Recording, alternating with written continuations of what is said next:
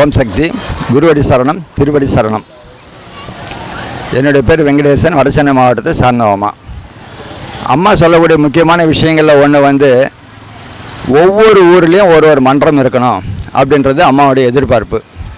அது பிரகாரம் நம்ம ஒவ்வொரு ஊர்லேயும் ஒவ்வொரு மன்றங்கள் ஏற்படுத்துறதுன்றது கொஞ்சம் சிரமமாக இருந்தாலும் கூட அதுக்கான முயற்சிகளை நம்ம மன்றத்தில் இருக்கக்கூடியவங்க ஈடுபட்டு ஒவ்வொரு ஊர்லேயும் ஒவ்வொரு மன்றம் வச்சோன்னா ரொம்ப ரொம்ப நல்லதுமா.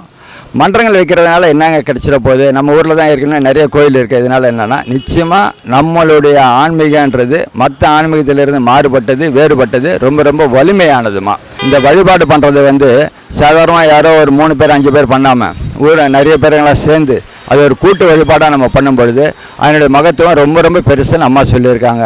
நமக்கு கிடைச்சிருக்கக்கூடிய இந்த மந்திரங்கள்லாம் சாதாரணமான மந்திரங்கள் நினைக்காதீங்க.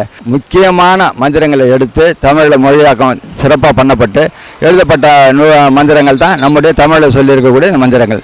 இந்த மந்திரங்களை நம்ம முறையாக உச்சரித்து படித்து நம்ம திஷ்டி கழிச்சு பண்ணும்பொழுது மந்திரங்களுடைய ஒலி ஓசையினால் நம்ம அந்த மன்றம் மட்டும் இல்லாத சுற்றி இருக்கக்கூடிய எல்லாம் அந்த ஊரே அந்த மந்திர ஒலிப்பட்டு சுபிட்சம் அடையும். அந்த ஊருக்கு வரக்கூடிய பலவிதமான தொற்று நோய்களிலிருந்து அம்மா பாதுகாக்கிறாங்க. அந்த ஊருக்கு வரக்கூடிய இயற்கை சீற்றங்களிலிருந்து அம்மா பாதுகாக்கிறாங்க.